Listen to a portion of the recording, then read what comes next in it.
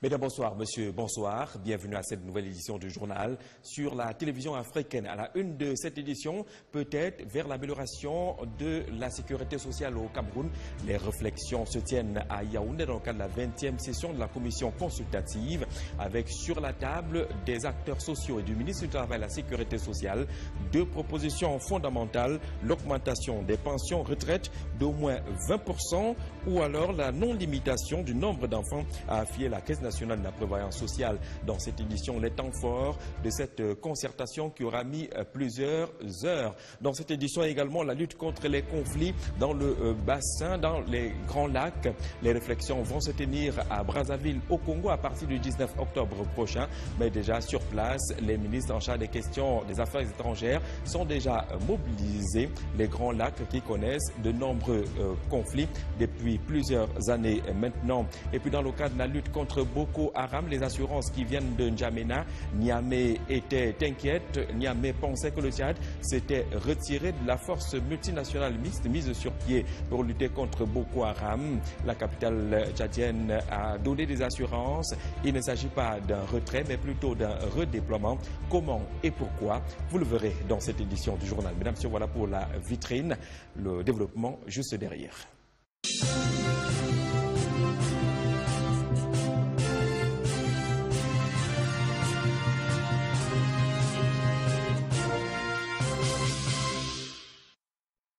Une fois de plus, bonsoir. Depuis hier, ces journées particulièrement difficiles pour les consommateurs des boissons alcoolisées et même quelques boissons gazeuses, dont la ville de Nanga et Boko, le chef du département de la Haute-Sanaga, région du centre. Les exploitants de débits de boissons ont décidé de fermer boutique, pas de bar et autres débits de boissons ouverts.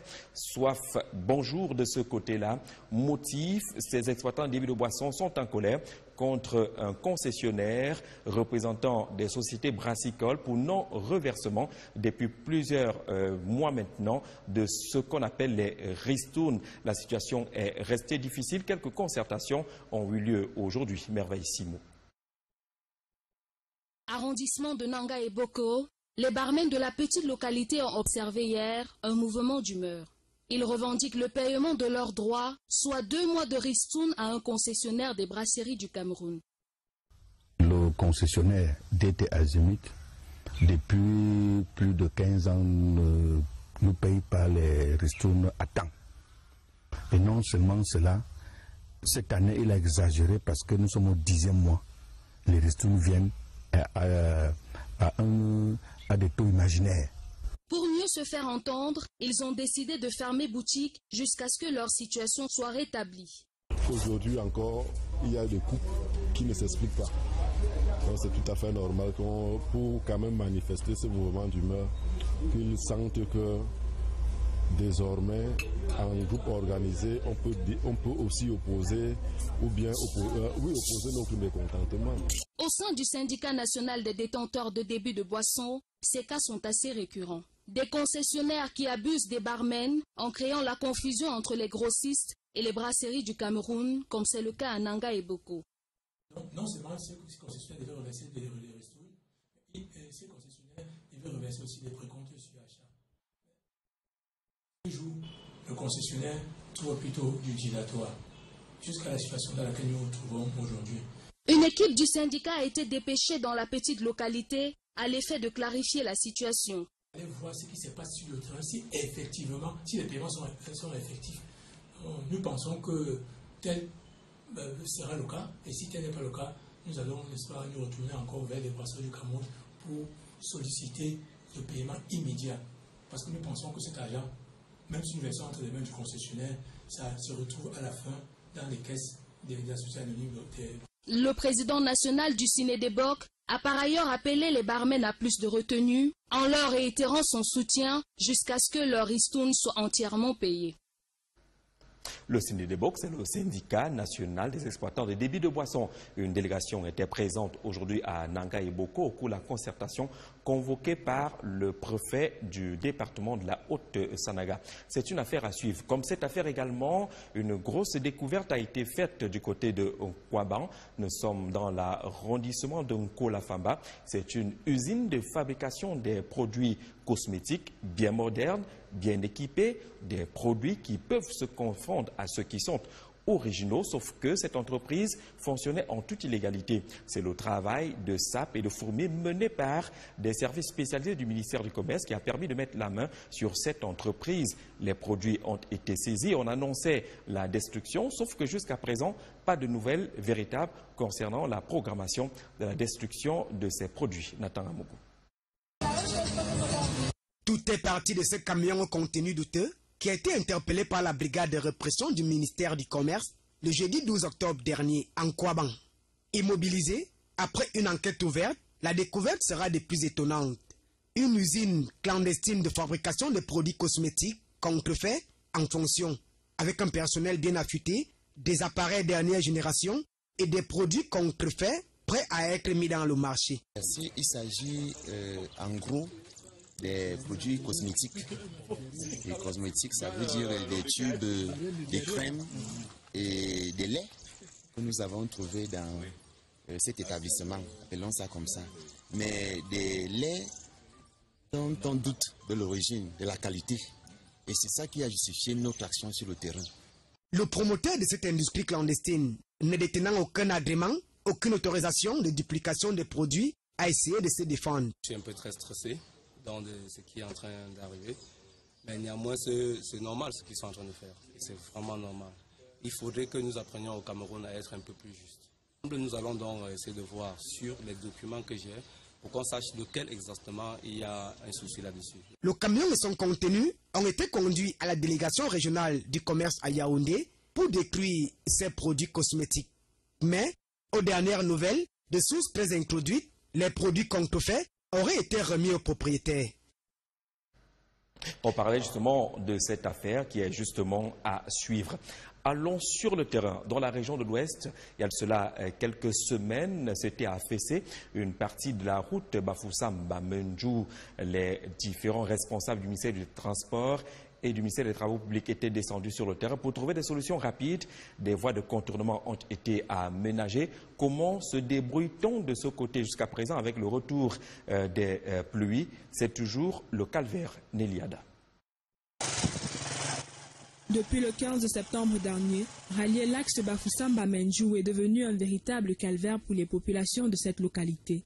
Du fait de l'affaissement de cette route, riverains et automobilistes ont du mal à se rendre d'une rive à l'autre. Sur le site, une équipe du Jabo Génie s'active. Nous, ça c'est la phase de terrain et il y a l'échantillon qu'on va prélever pour l'essai de laboratoire.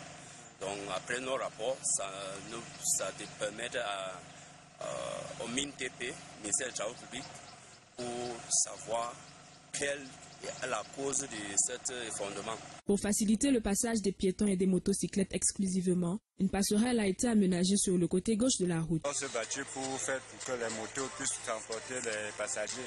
À la délégation régionale des travaux publics de l'Ouest, l'on se veut rassurant. En ce moment, nous sommes en train de faire une opération d'aménagement de ces voies pour pouvoir supporter le trafic induit qui va arriver sur ces voies à cause de cet événement.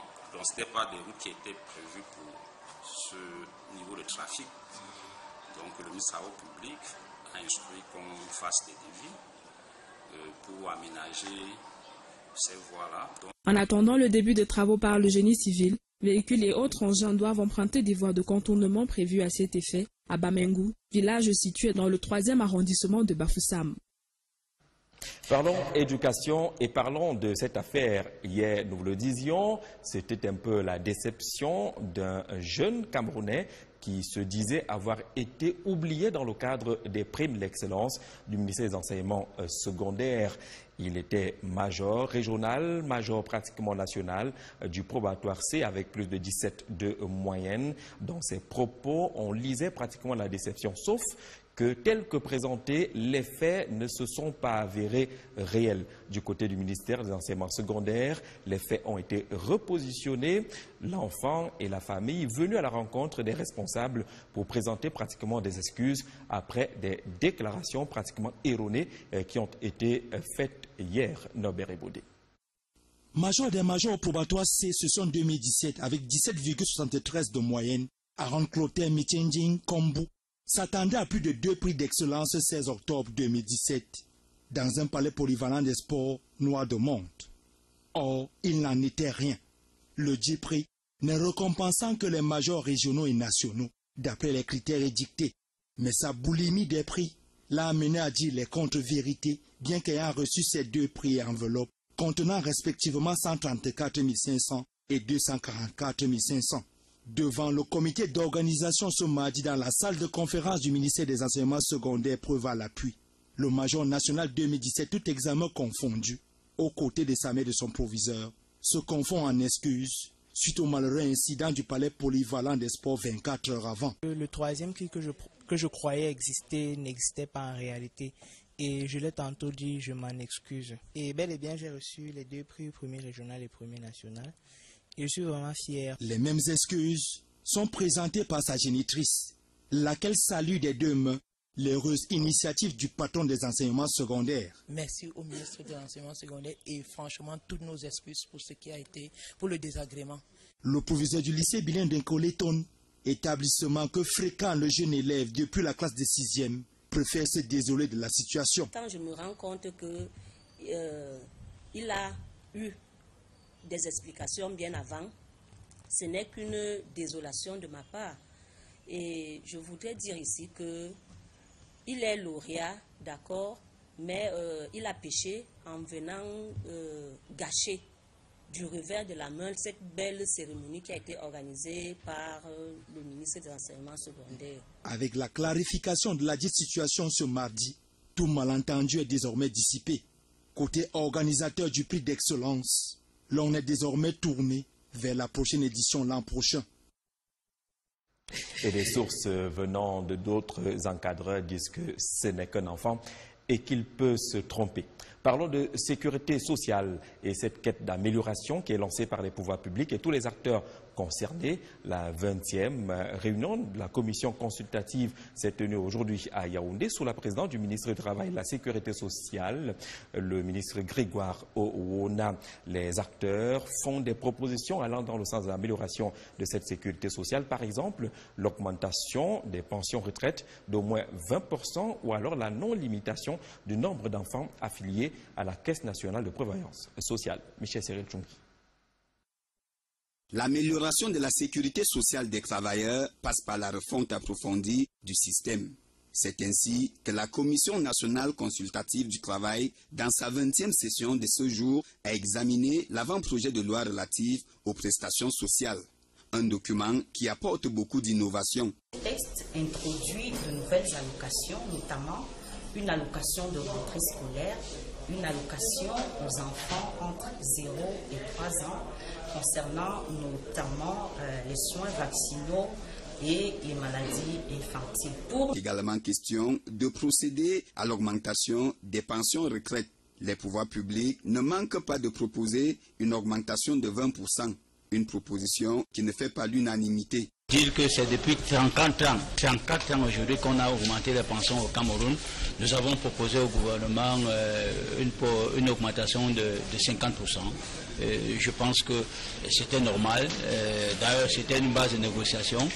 Pour le gouvernement, l'augmentation de 20% s'explique par les derniers décrets du président de la République portant relèvement du plafond des cotisations. Il se trouve que ceux qui percevaient déjà leur pension n'étaient pas concernés par ce décret. C'est ceux-là qui, aujourd'hui, par la proposition gouvernementale, pourraient, lorsque cela sera acté, partir de droit, bénéficier d'une substantielle augmentation. Sujet houleux, la limitation du nombre d'enfants affiliés à la CNPS.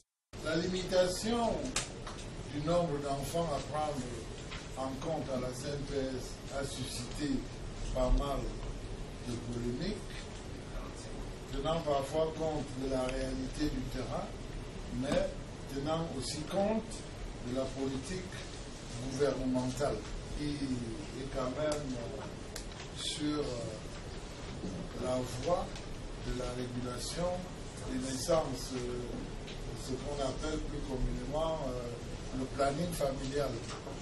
Le ministre du Travail a tenu à préciser que les travaux de la commission ne sont que des propositions. Celles-ci doivent encore parcourir plusieurs étapes avant d'arriver sur la table du président de la République qui, à son tour, va saisir le Parlement. On ne va pas s'éloigner du dossier relatif aux pensions, même si on s'éloigne du Cameroun.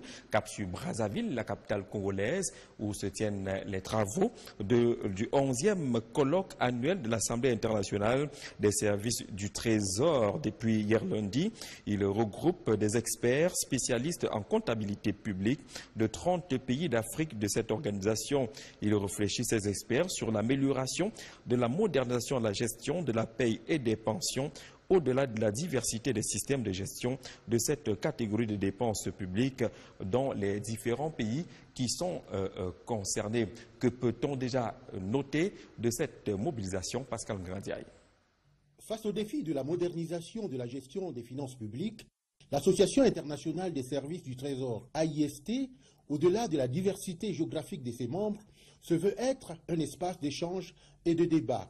Le colloque annuel organisé à Brazzaville à travers les tables rondes et exposés qui s'y déroulent autour cette fois-ci de la gestion de la paye et des pensions, système de gestion informatique intégré ou non, a pour objet d'améliorer et d'optimiser la gestion des finances publiques dans les États. Il faut à chaque fois adapter des réponses aux nouveaux enjeux et aux nouveaux défis du monde international, de l'environnement international. Et l'objectif, c'est de se réunir au travers de ce colloque une fois l'an pour essayer de voir quelles ont été les réussites, quelles ont été les difficultés et quelles sont les réponses que l'on peut apporter concrètement pour toujours améliorer et optimiser la gestion des finances publiques. La République du Congo, pays qui a engagé un projet de mise en place d'un système intégré de gestion pour traiter l'ensemble de ses opérations, a salué la tenue des présentes assises. Nous bénéficions des expériences des autres. C'est en cela que c'est intéressant puisque tous les États se retrouvent là sur 4 continents. Donc ça permet, même s'il y a diversité des systèmes, mais je pense que nous pouvons nous mutualiser pour retrouver ce qu'on peut améliorer, prendre chez les uns, améliorer chez les autres. C'est l'intérêt des colloques que nous tenons habituellement. La Hongrie tient à partager son expérience en matière de liquidation des pays. Les expériences en matière de liquidation de pays sont très avancées en Hongrie et nous espérons vivement que ces expériences seront utiles et pour la partie congolaise et pour les autres pays qui sont réunis à ce colloque. Ainsi, pendant 2 jours, ces grands experts spécialistes en comptabilité venus des 4 coins de la planète vont partager les bonnes pratiques ainsi que les standards en matière de gestion de la paye et des pensions pour accompagner les États. Une autre grosse mobilisation est annoncée dans un peu moins de 48 heures maintenant, toujours à Brazzaville au Congo. Celle-là va concerner la conférence des Grands Lacs. Le sujet majeur étant la lutte contre les conflits, étant donné justement que cette partie du continent africain est exposée à ces nombreux conflits. Mais déjà sur place à Brazzaville sont rassemblés les ministres en charge des Affaires étrangères. Jean-Pierre Noir. La réunion des ministres des Affaires étrangères des pays signataires de l'accord cadre pour la paix, la sécurité, la coopération pour la République démocratique du Congo et la région des Grands Lacs se tient à Brazzaville et les efforts pour la préservation de la paix ont été reconnus. La région des Grands Lacs, qui a accompli des progrès considérables dans la consolidation de la paix, le développement et la coopération depuis la fin des conflits et crises majeures qui l'ont secoué, continue pourtant d'être marqué par des défis tenaces. Ceci dit, la paix reste un impératif majeur qu'il faut à tout prix préserver. Et c'est la raison d'être de la réunion des ministres des Affaires étrangères qui se tient actuellement à Brazzaville. Je voudrais, à travers M. le ministre, saluer le président Denis Sassou Nguesso et son engagement jamais démenti pour cet effort de promotion de la paix et de la sécurité dans cette région et ailleurs dans le continent. La paix, la sécurité et la stabilité dans cette région conditionnent la paix et la sécurité et le développement de tout le continent.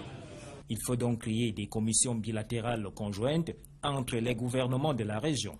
L'idée étant d'examiner les questions d'intérêt commun et les recommandations restent attendues. Il nous incombe de formuler des recommandations pertinentes qui seront discutées au niveau le plus élevé de notre mécanisme, qui seront soumises en réalité à la sagacité de leurs excellences, messieurs les chefs d'État. La réunion des ministres des Affaires étrangères se tient en prélude à la conférence des Grands Lacs qui va se tenir à Brazzaville le 19 octobre prochain.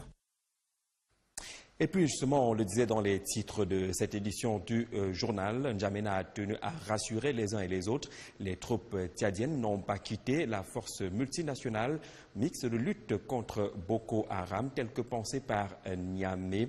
Pour N'Djamena, il s'agit tout simplement d'un redéploiement. Le retrait annoncé, entre guillemets, des troupes tchadiennes avait déjà suscité plusieurs interrogations. Marceline Toussier.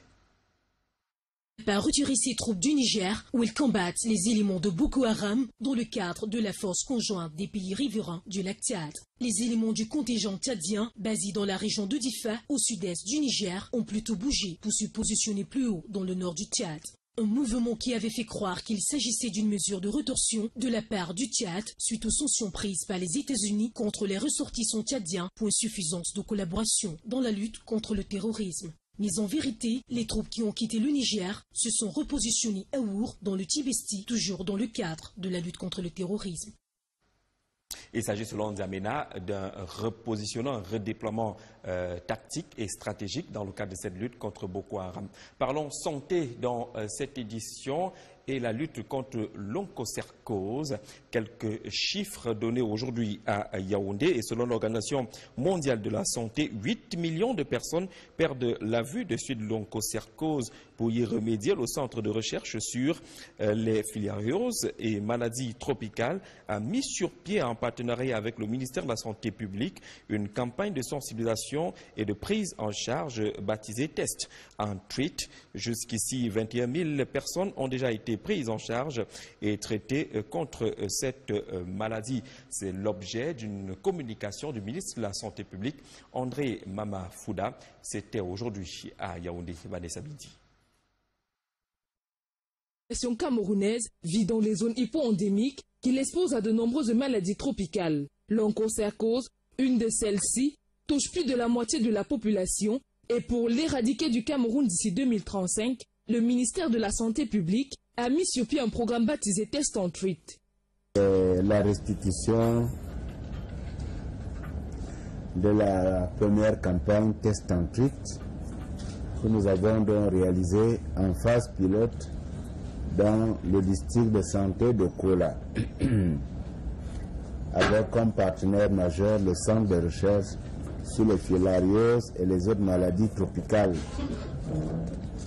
Vous vous rappelez que nous avons expliqué que cette approche est complémentaire au traitement à l'ivermectine sous directive communautaire et a donc été recommandée par l'OMS pour que nous puissions accélérer les efforts vers l'élimination de l'onchocercose.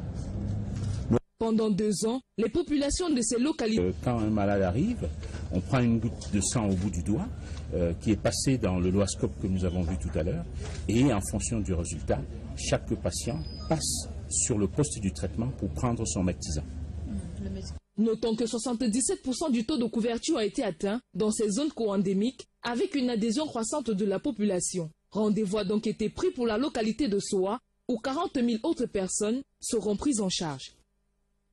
Parlons culture, un exercice un peu difficile ce soir. Moyen, pété. Lumière, encore lumière. En langue douala, c'est un peu le thème de l'édition 2017 de la fête culturelle du Ngondo, le thème qui a été dévoilé aujourd'hui à Douala et qui appelle à la mobilisation des citoyens pour la cohésion sociale et pour la paix. Comment présente-t-on cette thématique, Edmond Fautué?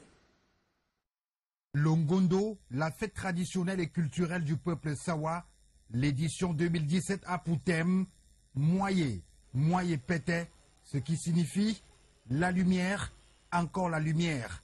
Face à la presse, ce 17 octobre au palais d'Ikaa à Douala, le bureau directeur du Ngondo a expliqué le contenu de cette thématique. La symbolique de la lumière, c'est chasser l'obscurité. Chasser tout ce qu'il y a de mauvais, tout ce qu'il y a de mal dans notre société.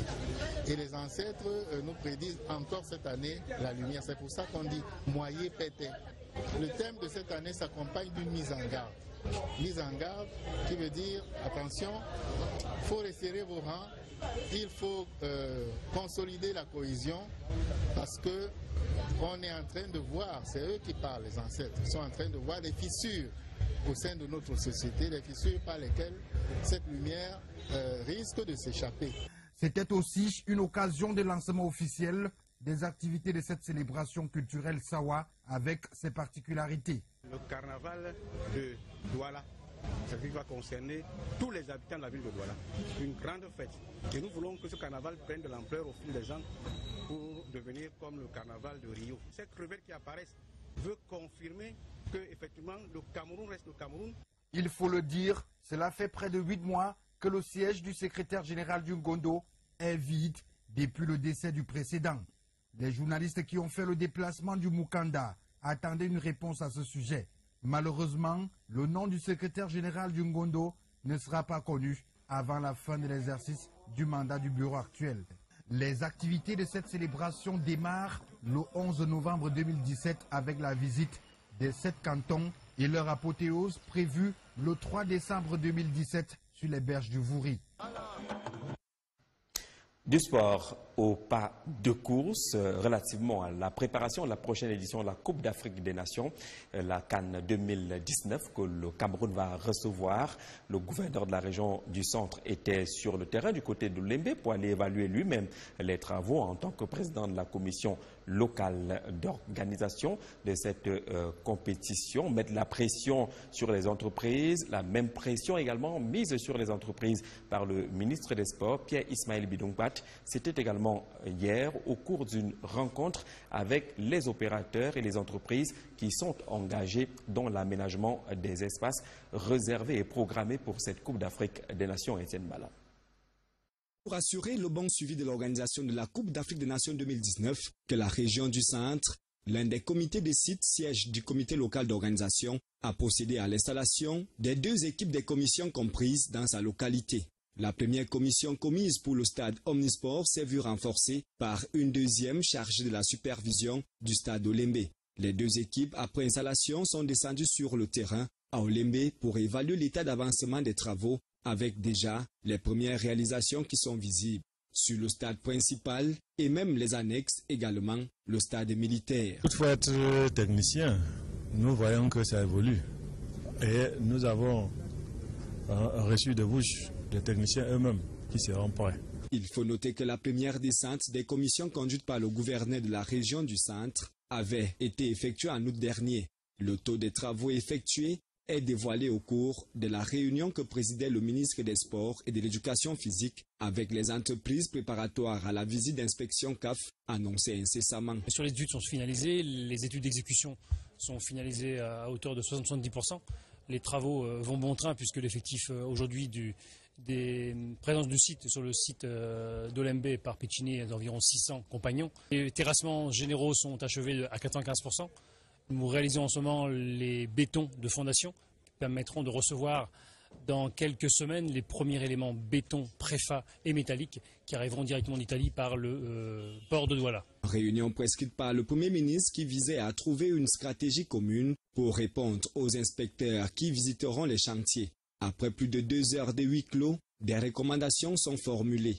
Pour les entreprises, il s'agira d'apprêter les études APS, APD, PEO, les projets d'exécution des travaux PET qui comprendra le descriptif de toute leur action durant les travaux. Une descente d'évaluation sur le terrain qui n'est pas encore précisée est annoncée cette fois avec le comité local d'organisation et avant l'arrivée de la mission d'inspection CAF.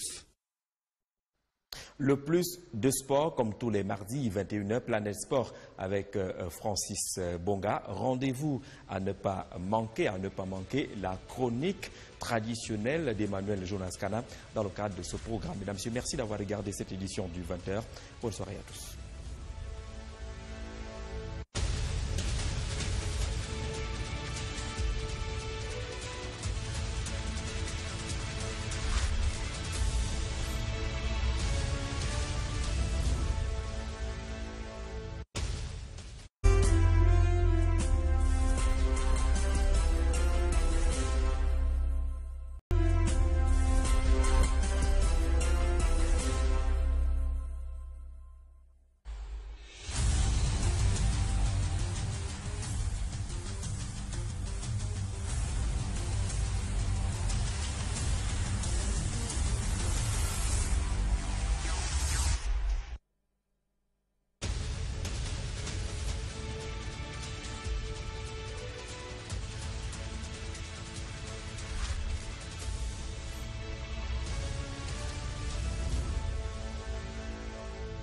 Mesdames, bonsoir. Monsieur, bonsoir. Bienvenue à cette nouvelle édition du journal sur la télévision africaine. À la une de cette édition, peut-être vers l'amélioration de la sécurité sociale au Cameroun. Les réflexions se tiennent à Yaoundé dans le cadre de la 20e session de la commission consultative avec sur la table des acteurs sociaux et du ministre du Travail et de la Sécurité sociale deux propositions fondamentales, l'augmentation des pensions retraites d'au moins 20% ou alors la non-limitation du nombre d'enfants à affilier la Caisse nationale de la prévoyance sociale. Dans cette édition, les temps forts de cette concertation qui aura mis plusieurs heures. Dans cette édition également, la lutte contre les conflits dans le bassin, dans les grands lacs. Les réflexions vont se tenir à Brazzaville, au Congo, à partir du 19 octobre prochain.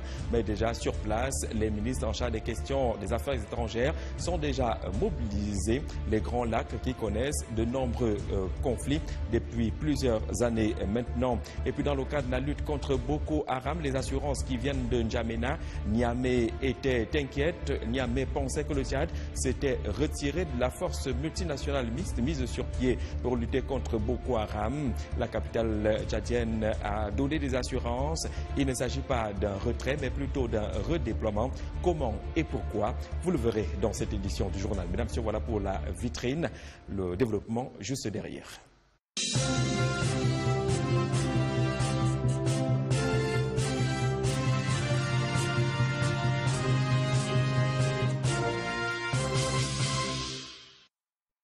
Une fois de plus, bonsoir. Depuis hier, ces journées particulièrement difficiles pour les consommateurs des boissons alcoolisées et même quelques boissons gazeuses, dont la ville de Nanga et Boko, le chef du département de la Haute-Sanaga, région du centre. Les exploitants de débits de boissons ont décidé de fermer boutique, pas de bar et autres débits de boissons ouverts.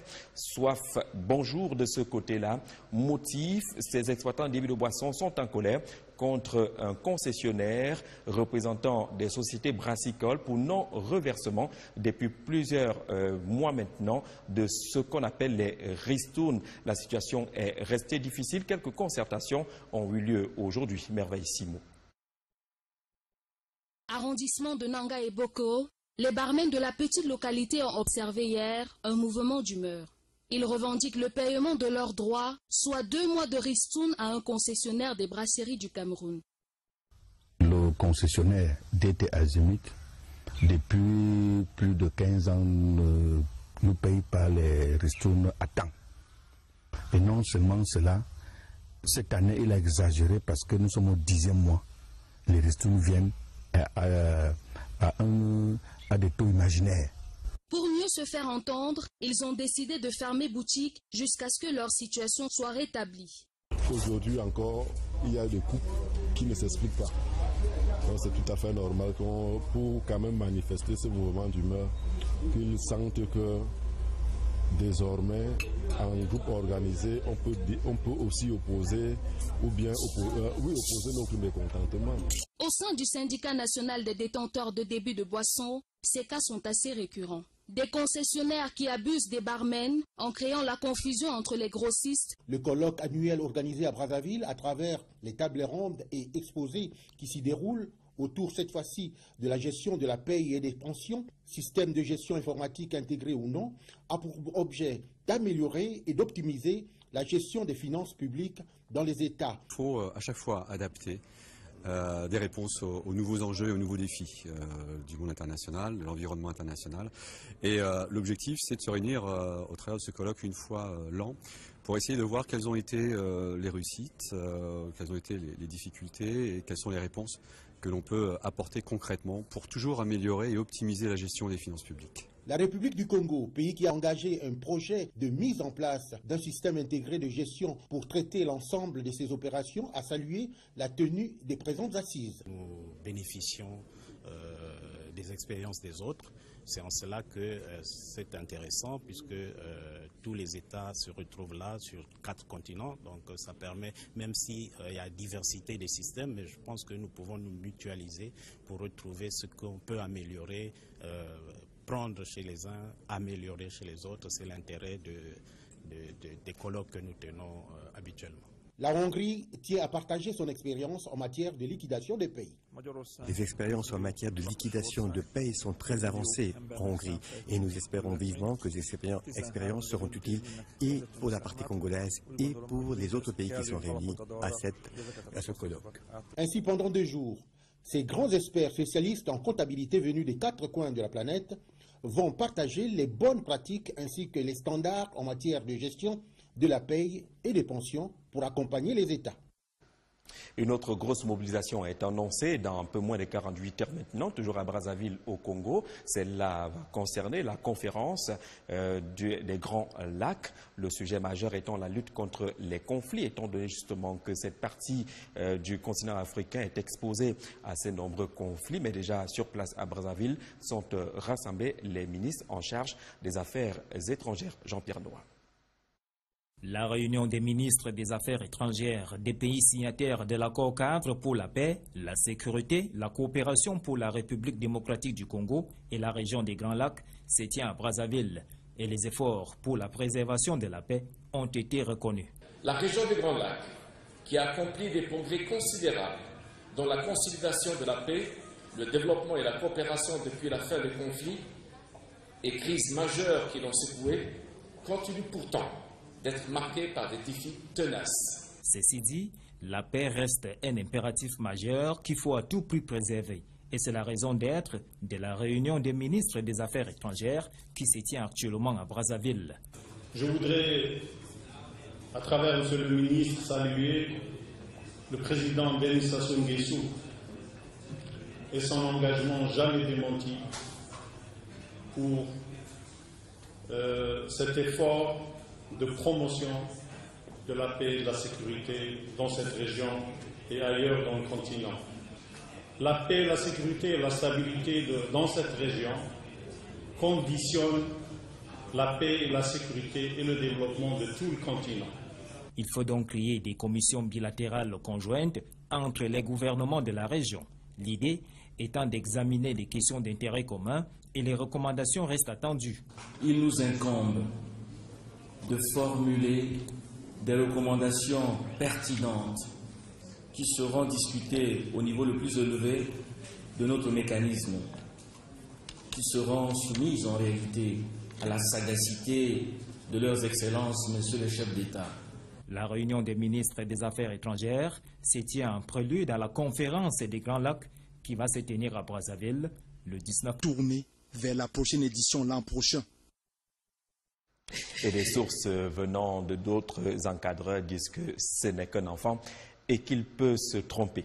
Parlons de sécurité sociale et cette quête d'amélioration qui est lancée par les pouvoirs publics et tous les acteurs concernés. La 20e réunion de la commission consultative s'est tenue aujourd'hui à Yaoundé sous la présidence du ministre du Travail et de la Sécurité sociale, le ministre Grégoire Ouona. Les acteurs font des propositions allant dans le sens de l'amélioration de cette sécurité sociale. Par exemple, l'augmentation des pensions retraite d'au moins 20% ou alors la non-limitation du nombre d'enfants affiliés à la Caisse nationale de prévoyance sociale. Michel Cyril Tchongi.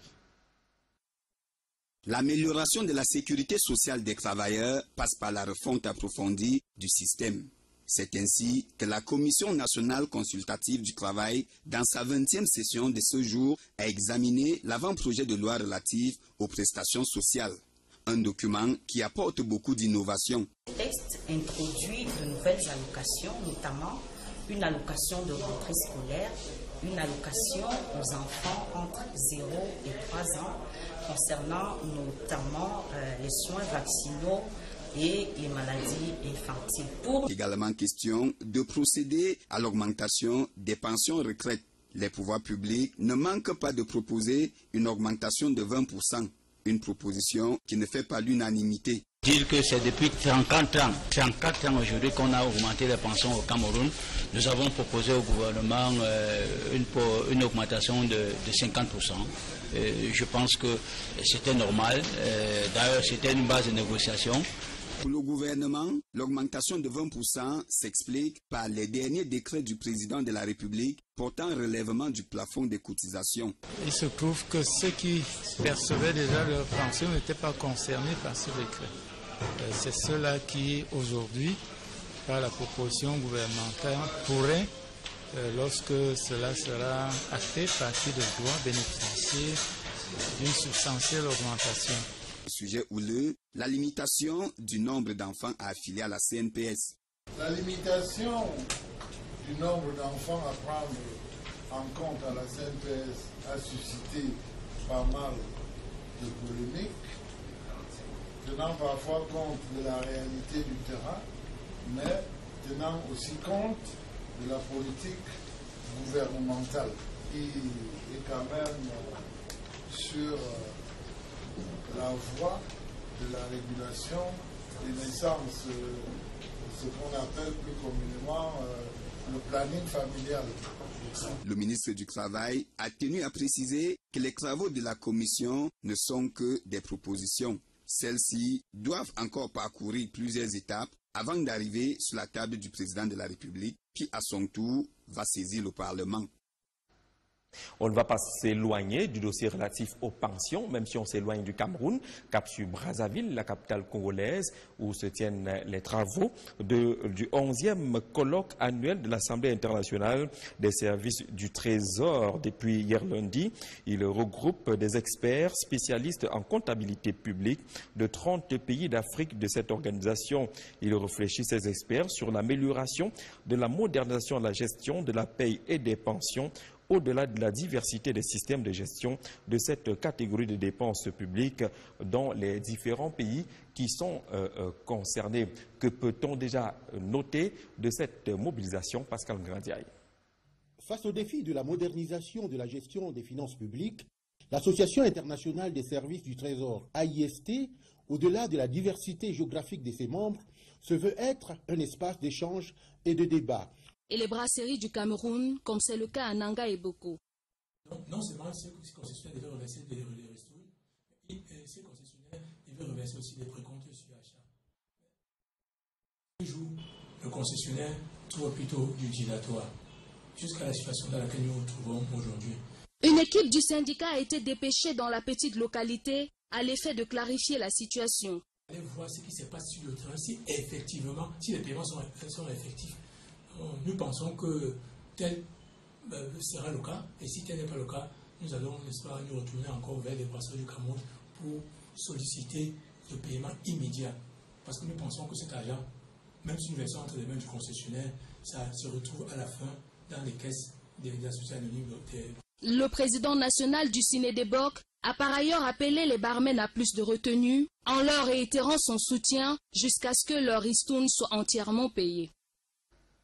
Le Ciné-Déboc, c'est le syndicat national des exploitants de débit de boissons. Une délégation était présente aujourd'hui à Nanga et Boko au cours de la concertation convoquée par le préfet du département de la Haute-Sanaga. C'est une affaire à suivre. Comme cette affaire également, une grosse découverte a été faite du côté de Nkwaban. Nous sommes dans l'arrondissement de Nkolafamba. C'est une usine de fabrication des produits cosmétiques bien modernes, bien équipés, des produits qui peuvent se confondre à ceux qui sont originaux, sauf que cette entreprise fonctionnait en toute illégalité. C'est le travail de sape et de fourmi mené par des services spécialisés du ministère du Commerce qui a permis de mettre la main sur cette entreprise. Les produits ont été saisis, on annonçait la destruction, sauf que jusqu'à présent, pas de nouvelles véritables concernant la programmation de la destruction de ces produits. Nathan Amougou.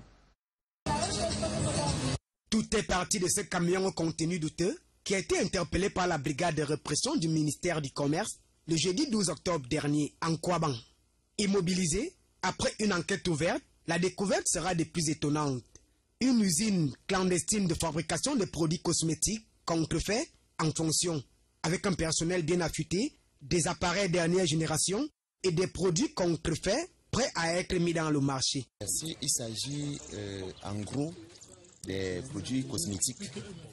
Les cosmétiques, ça veut dire des tubes, des crèmes et des laits que nous avons trouvés dans cet établissement, appelons ça comme ça. Mais des laits dont on doute de l'origine, de la qualité. Et c'est ça qui a justifié notre action sur le terrain. Le promoteur de cette industrie clandestine, ne détenant aucun agrément, aucune autorisation de duplication des produits, a essayé de se défendre. Je suis un peu très stressé dans ce qui est en train d'arriver. Mais néanmoins, c'est normal ce qu'ils sont en train de faire. C'est vraiment normal. Il faudrait que nous apprenions au Cameroun à être un peu plus justes.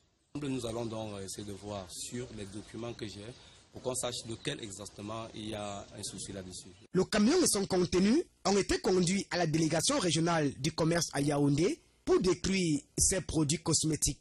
Mais, aux dernières nouvelles, de sources très introduites, les produits contrefaits auraient été remis aux propriétaires. On parlait justement de cette affaire qui est justement à suivre.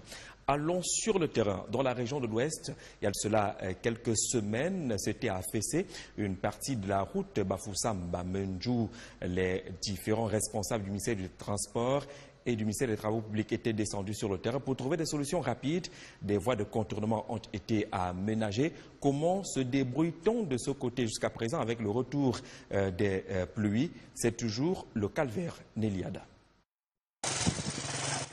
Depuis le 15 septembre dernier, rallier l'axe de Bafoussam-Bamenjou est devenu un véritable calvaire pour les populations de cette localité. Du fait de l'affaissement de cette route, riverains et automobilistes ont du mal à se rendre d'une rive à l'autre. Sur le site, une équipe du Jabo Génie s'active. Nous, ça c'est la phase de terrain et il y a l'échantillon qu'on va prélever pour l'essai de laboratoire. Donc après nos rapports, ça permet au MINTP, ministère des Travaux publics, pour savoir quelle est la cause de cet effondrement. Pour faciliter le passage des piétons et des motocyclettes exclusivement, une passerelle a été aménagée sur le côté gauche de la route. On s'est battu pour que les motos puissent transporter les passagers. À la délégation régionale des travaux publics de l'Ouest, l'on se veut rassurant. En ce moment, nous sommes en train de faire une opération d'aménagement de ces voies pour pouvoir supporter le trafic induit qui va arriver sur ces voies-là à cause de cet événement. Donc ce n'était pas des routes qui étaient prévues pour ce niveau de trafic. Donc le ministre des Travaux publics a instruit qu'on fasse des devis pour aménager ces voies-là. En attendant le début des travaux par le génie civil, véhicules et autres engins doivent emprunter des voies de contournement prévues à cet effet à Bamenjou, village situé dans le 3e arrondissement de Bafoussam. Parlons éducation et parlons de cette affaire. Hier, nous vous le disions, c'était un peu la déception d'un jeune Camerounais qui se disait avoir été oublié dans le cadre des primes d'excellence du ministère des Enseignements secondaires. Il était major régional, major pratiquement national du probatoire C avec plus de 17 de moyenne. Dans ses propos, on lisait pratiquement la déception, sauf que tels que présentés, les faits ne se sont pas avérés réels. Du côté du ministère des Enseignements secondaires, les faits ont été repositionnés. L'enfant et la famille venus à la rencontre des responsables pour présenter pratiquement des excuses après des déclarations pratiquement erronées qui ont été faites hier. Norbert Ebodé. Major des majors probatoires C, session 2017 avec 17,73 de moyenne, Aaron Clotaire Michending Kombu s'attendait à plus de 2 prix d'excellence 16 octobre 2017 dans un palais polyvalent des sports Noir de Monde. Or, il n'en était rien. Le dit prix ne récompensant que les majors régionaux et nationaux d'après les critères édictés. Mais sa boulimie des prix l'a amené à dire les contre-vérités, bien qu'ayant reçu ces 2 prix et enveloppes contenant respectivement 134 500 et 244 500.